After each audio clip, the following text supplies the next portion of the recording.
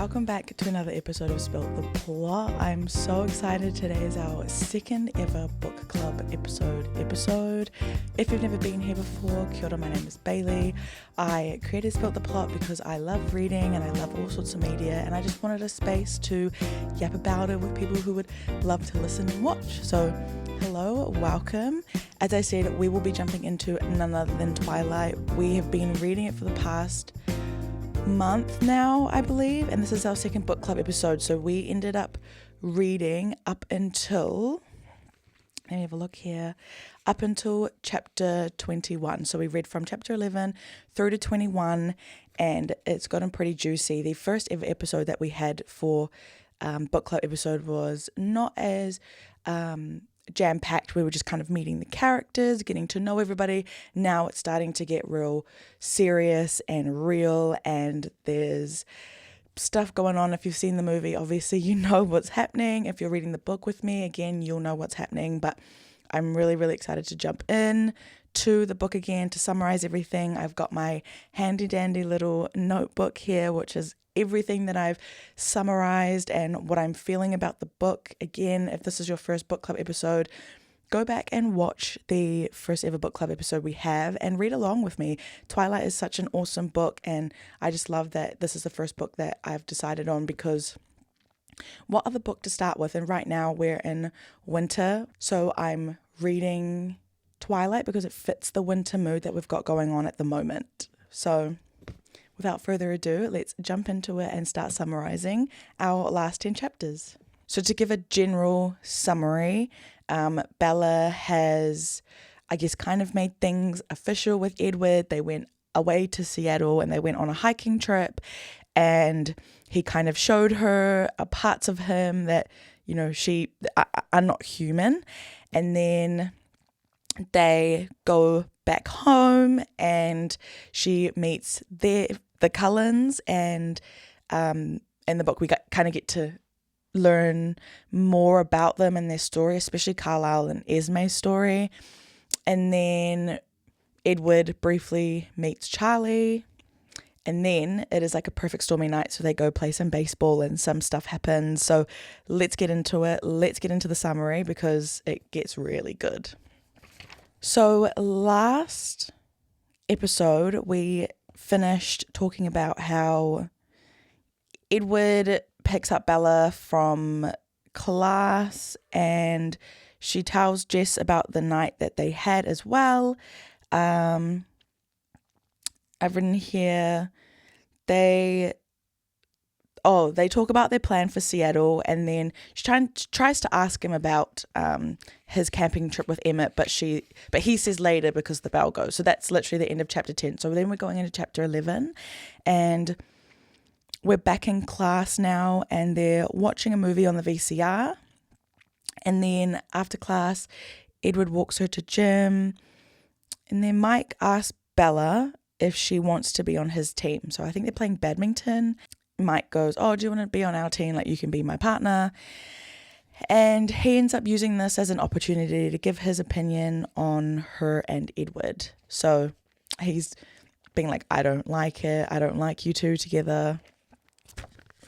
I can't stand Mike." If you were here for the first episode, you have seen how much Mike annoys me. If this is your first ever episode listening to book club episodes, I really cannot stand Mike. He's so annoying. And then because Edward drove Bella to school, the other Cullens had to get to school somehow. So when they get into the car park, everyone is surrounding this one car. And we learn that it's Rosalie's BMW M3, and like all these boys are drooling over it. They love it so much. And then Bella and Edward come to an agreement that Bella will drive them to Seattle. There was like a little bit of a squabble, and as an apology, Edward is like, "Okay, I'll let you drive to Seattle." So they come to agreement. You can drive to Seattle.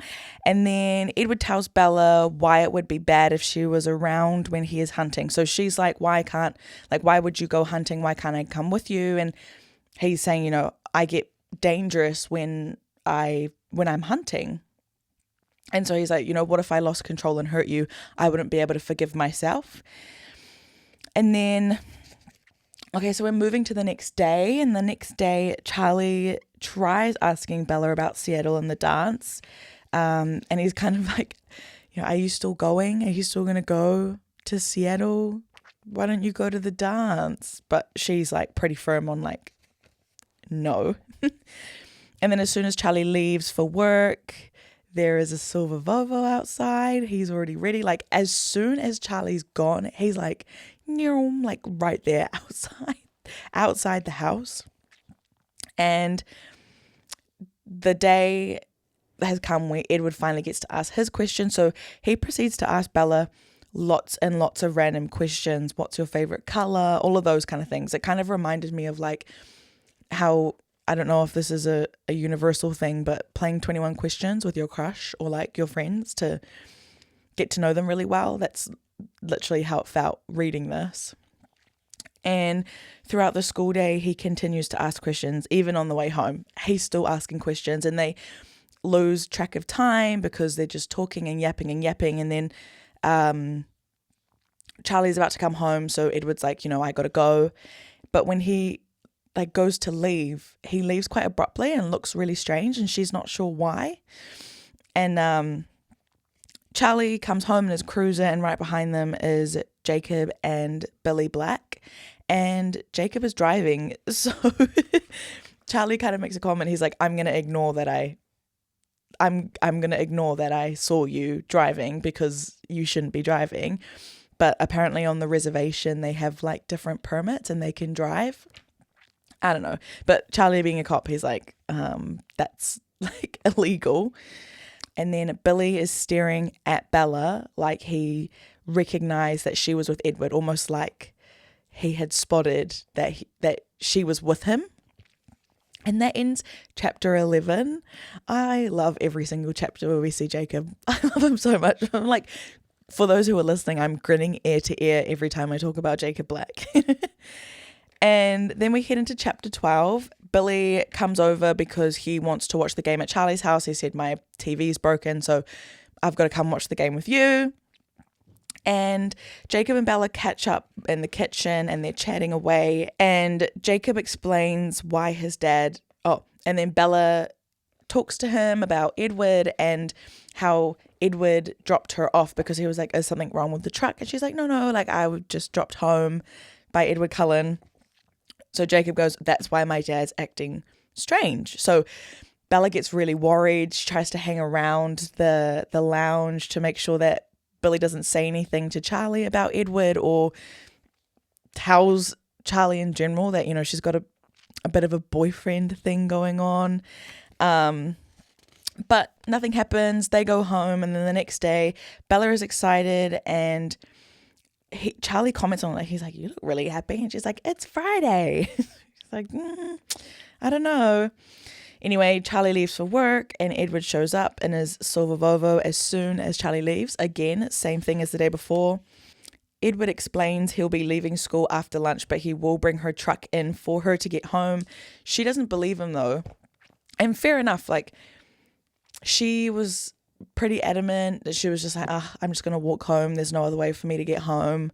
I don't even know where the keys are. I don't have my keys. Like, how are you going to get me? Like, how are you going to get my truck? But he's like, trust me, I'll get your truck. And she's like, no, you won't. Like, I don't believe you.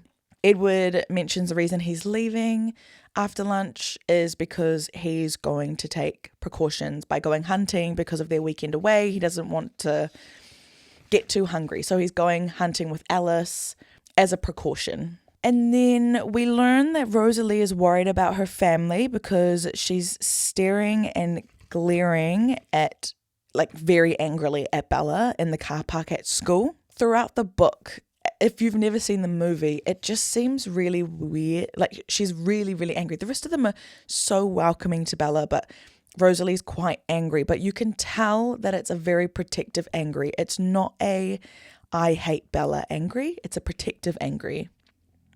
And then Bella gets introduced to Alice. Oh my goodness, I love Alice. And then Bella goes to the rest of her classes. And when she walks out to the car park, even though she's like dead set, she's like, oh, like I'm going to have to walk home. I'm dreading the walk. But her truck is there. The red Chevy is there. And she's like taken aback. She's like, How is it here? How did he do that? I don't even know where my keys are. So she drives home and Bella mentions to her dad she's going to take his advice and no longer go to Seattle on the weekend. It's a lie. She's clearly lying to Charlie, but it's to get him to not seem so suspicious about it. And on top of that, Charlie's going away for a fishing weekend. So she's like, I'm all in the clear. He's going to be gone, for the day, majority of the day. So I'm all good. Then we go to the next day. Bella wakes up the next morning and Edward is there and ready to go. And she reminds him, hey, I'm driving. Get out of the driver's seat. And they're driving forever. And Edward tells Bella that they're going hiking. So they drive all this way and they end up at a pavement. And Bella's like, what's going on? And he's like, it's a trail. We're going hiking. Great. So they walk all this long way through the forest, and then he kind of disappears. And when they finally make it to the spot, Edward kind of comes out of the trees, and that ends chapter 12. So kind of on a little bit of a cliffhanger. So he kind of walks out of the trees, and going into chapter 3, Bella mentions his skin was white and sparkling like thousands of diamonds. Again, if you've seen the movie, you know what it kind of looks like, but it's just like gems sparkling perfectly in this sunlight perfect area. And Edward asks if she's scared of him, to which she replies, no, she's scared because she can't stay with him but really wants to. So she's like, I'm not scared of what you are or who you are. I'm just scared that I really, really want to be with you and I don't think I can be. So they're still in the forest and they're hanging out with each other and they're just chatting and they're just talking, and Edward explains to Bella that every person smells different to vampires and you become better at understanding smells the longer you have been a vampire or the more you learn. And he mentions that Jasper is one of the newer vampires and he's the newest to the family, so he's still getting accustomed to everything. So he's struggling. It's a struggle for him to abstain at all. That's what the book says. So sometimes he can't tell the difference and he struggles a little bit to still be on that same diet of not eating humans or that smell of human blood. He's still struggling with a little bit. Edward also explains why he looked angry at her on the first day, which I really, really, really loved this part because we get a glimpse into, his thought process and what's going on the previous days. He explains, he was trying to rearrange his schedule as well. So he was angry because he had never smelt something so good. He really, really wanted Bella and he couldn't, obviously, because of his diet. So he went away to Alaska to try and run away from it. He also tried to rearrange his schedule at school, which is what we walk into on the first ever chapter. Like I was explaining in the last episode, she walks in on him getting all angry at the reception lady because she can't rearrange his schedule. So he tells her, I was trying to get my schedule rearranged. So yeah, he went away to Alaska to get away, but felt like a coward. So he came back. So he just felt that he had run away from his issues when he should just come back and face them. And then I've just pulled this quote out because I thought it was kind of encaptures everything as to why he did run away. It says, Bella, I couldn't live with myself if I ever hurt you. He kind of admits his feelings to her and Bella admits her feelings as well. And so Edward comes to the conclusion and says, again, another iconic quote, and so the lamb fell in love with the lion. And that's a really, really iconic quote from this series. And I do feel like it kind of sums everything up, but also I love that it's so precious, like this idea of this monster, quote unquote monster, and this girl who's super clumsy, always gets hurt, super sweet, very antisocial person, and they've kind of fallen in love. It's just really nice. And then Edward asks to show Bella how he travels, which she agreed. He's like, do you want to see how I travel? And she's like, okay. So she gets on his back like a piggyback and he runs back to the car.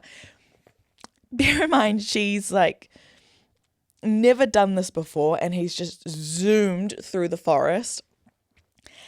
My first thought is, why didn't we do this to begin with? And I think it mentions in the book, like, that you made me hike this whole way and we could have just done that. And then they get to the car and Bella gets really dizzy and super pale and she's like, next time I'm going to hold my breath. And then they had their first kiss, and that kind of encaptures the ending of chapter 13. So they have their first kiss, which is so exciting. And then we head into chapter 14 and they drive back home and Edward talks about how he became a vampire and fostered by Carlisle.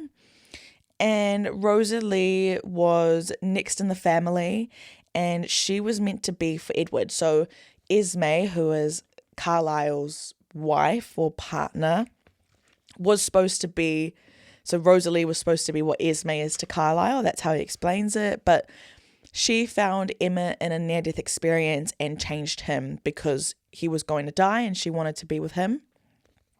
And then Alice and Jasper are both rare. They belonged to two different families and found one another. And Alice has the ability to see the future, which I think is super cool. Alice's power was always my favorite. Her visions were always, it's like, she can't always be completely right because things do change, but she can see, I guess, a glimpse of what can happen and what can come. And Edward tells Bella about how he watches her sleep. This is so funny. He tells her, I watch you sleep. I don't sleep at night. There's nothing better to do, so I watch you sleep. And she's like, what the heck? Why? And he tells her she's entertaining to watch, to sleep. It's so weird. And she like mumbles things. She misses her mom. She mentions Edward's name when she sleeps. Like that's so embarrassing. When Bella gets home with Charlie, they have a quick conversation before she walks upstairs to her room. And then Edward is in her room. So they get home and Bella quickly says, hey, hello, how's fishing? Ready. And then she goes upstairs and Edward's already in there. And Bella's like, okay, I'm just going to have a quick shower because I need to do my humanly things. She has a quick shower and then goes back to her bedroom. Edward obviously still there and they talk in bed about all sorts.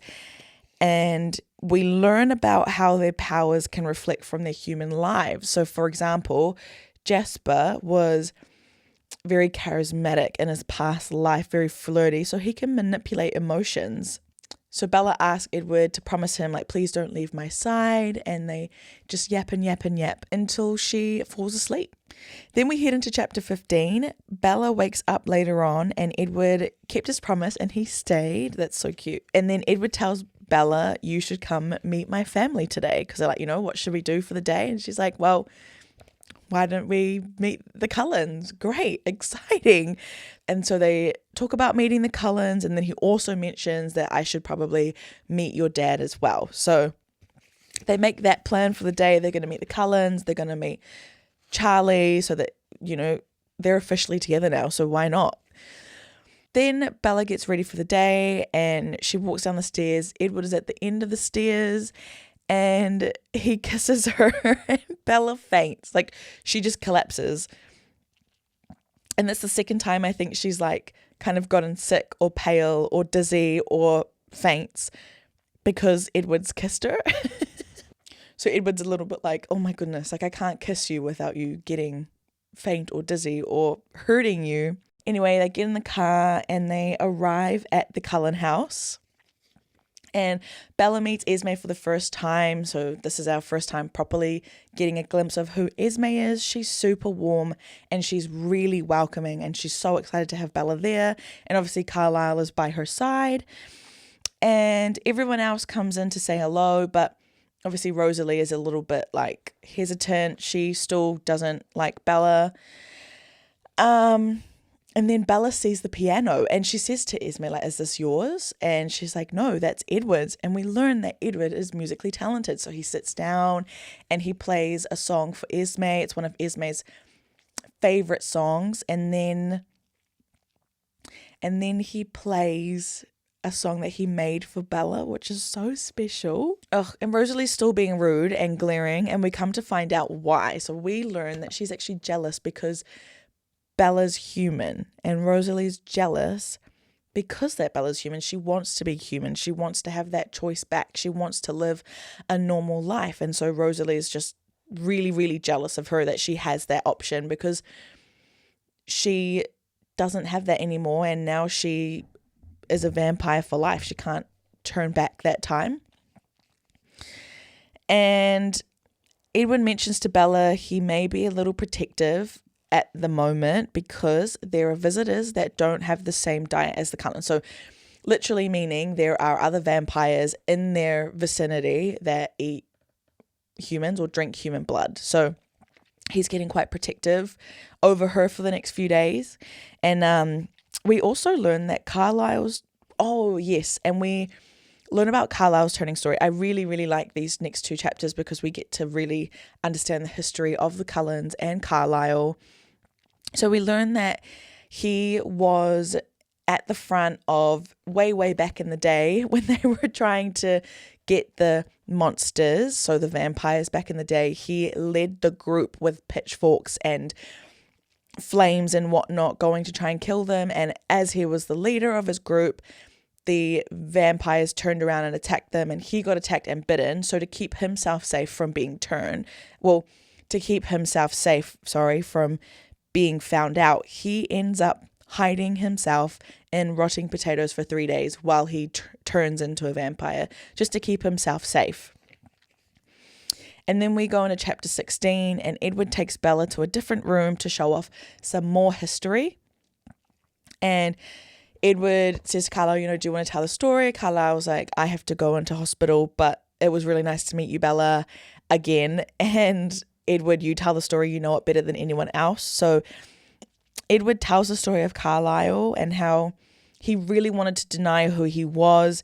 He tried to basically end his life because he was like, I don't want to be what I am now. I don't want to be a vampire. And he gets to the point where he starves himself because he thinks that that's going to work, but it doesn't. And he comes across a bunch of deer, and in his human life, he didn't really eat venison, but when he sees the deer, he kills them to take their blood, and he learns that he can be what he is without eating humans or drinking human blood.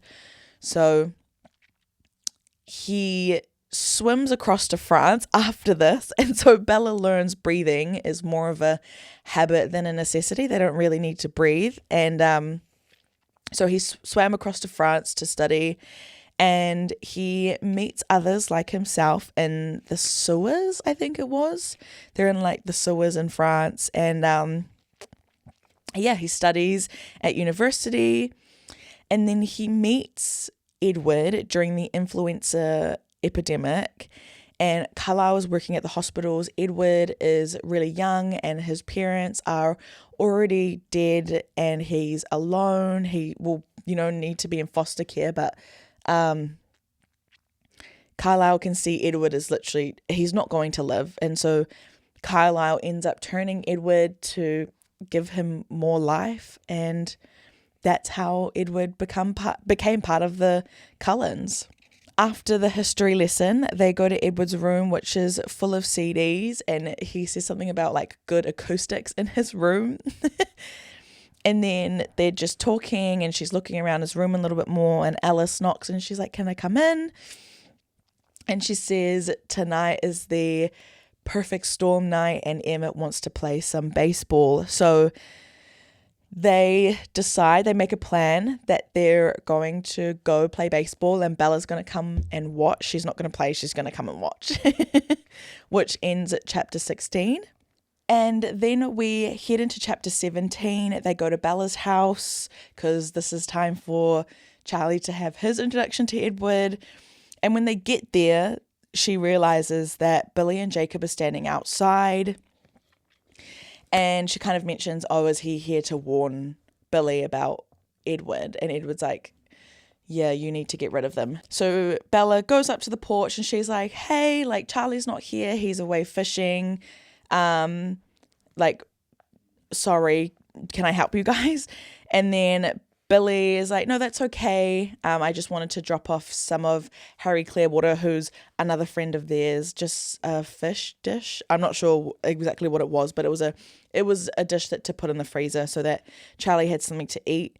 And Billy manages to end up talking to Bella to try and warn her, be careful. I don't know if it's a good idea. Bella's like, well, I probably know more than you do. So Billy learns really quickly Bella has a lot more knowledge than he realizes. So Billy and Jacob end up leaving, and so she heads upstairs to get change. And Jessica calls her and tells her all about the dance and how Mike has kissed her. And Bella's like, cool. But she's very preoccupied during the call. And then Charlie comes home and Bella breaks the news to him about her and Edward, which he is not happy about. First of all, he gets Edward and Emmett mixed up and he goes, isn't that boy too old for you? And she's like, no, Edward's my age. And then he calls him Edwin. It's so good. It's a really good part of the book. And then Edward comes to the door and knocks on the door. And so Charlie's like, come in, Edward. So they meet and Edward says to Charlie, I'm going to take Bella out. We're going to go play baseball. And Charlie's like, you've convinced my daughter to play baseball? She hates baseball. She hates any sport. Like, how did you do that? Anyway, he's like, okay, have lots of fun. Enjoy yourself. Just be careful. And so they head out and they jump into Emmett's Jeep, which is like, I'm guessing able to go off roads because it's got like a different seat belt. And they head into the forest and then they can only get so far to the forest, so she has to jump again on Edward's back. And this time she remembers to hold her breath to get to the forest. And they play some baseball, but then we see this whole baseball scene play out. Again, if you've seen the movie, it's one of the coolest scenes in the movie.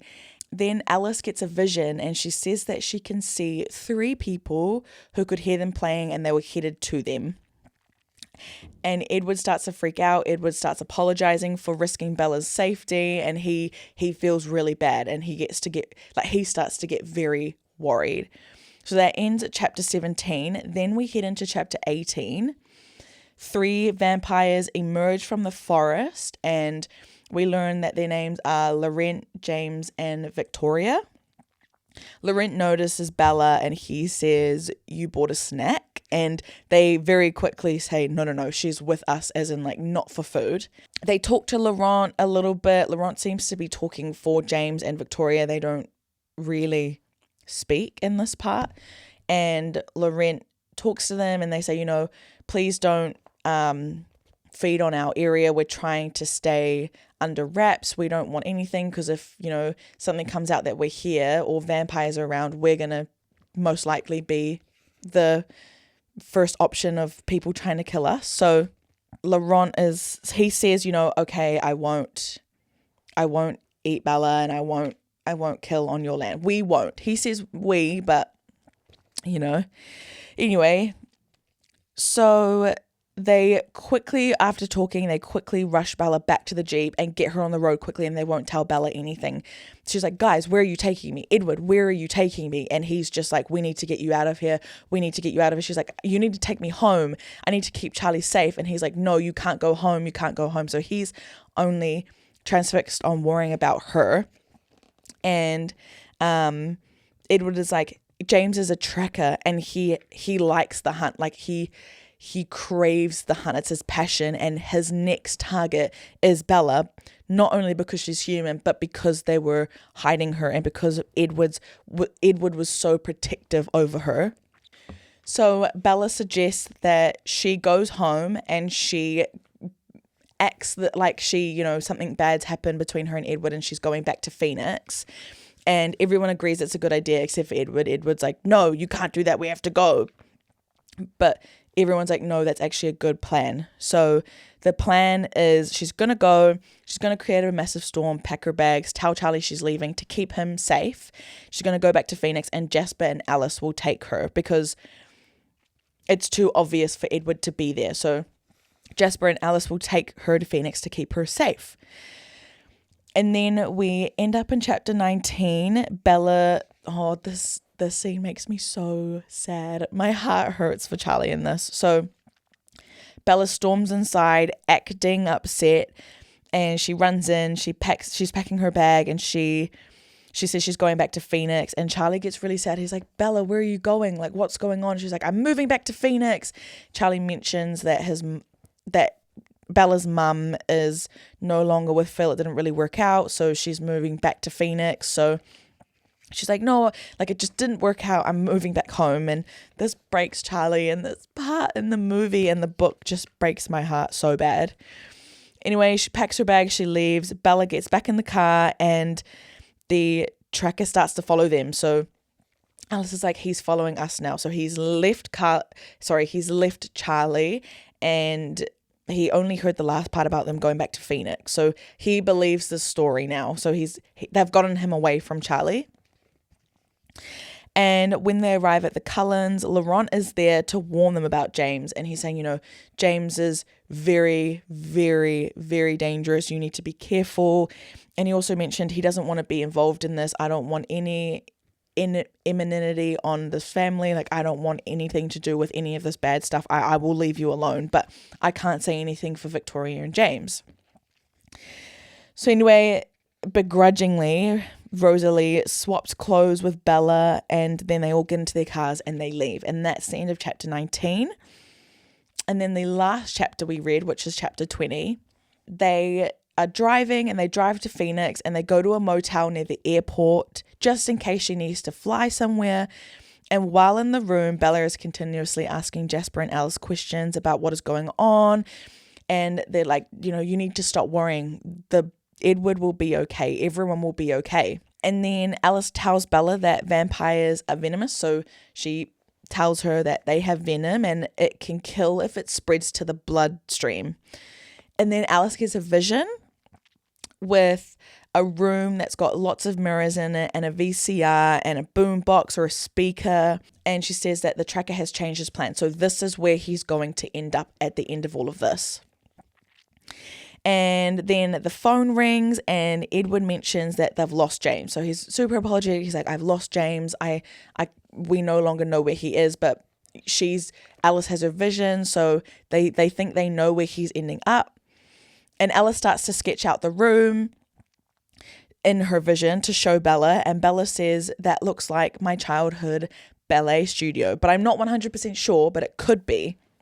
And like, so what's the connection? Like, why would he go there if there's no connection with you? But then she says it's right around the corner from my mum's house, and her mum is coming home soon. So she freaks out, and she's trying to call her mum, but it goes to voicemail. So she leaves her a voicemail, and she's like, Mum, please, you need to keep yourself safe. Don't go anywhere.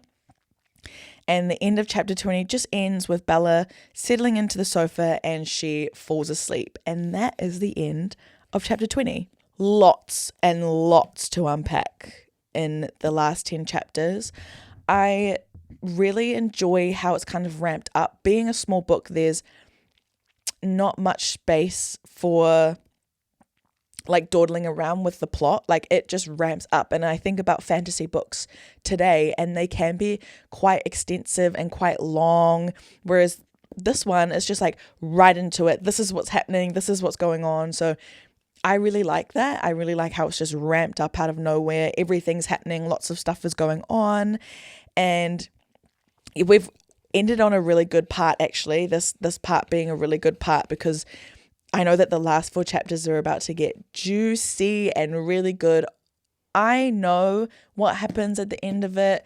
If you've seen the movie, you know what happens at the end of it. But I know that the last 4 chapters in this book, the way that they explain that scene in the movie is really good. So I'm really, really excited to read the last 4 chapters. So that is today's book club episode. I, again, have loved so much writing everything down, how I'm feeling, how the book is going.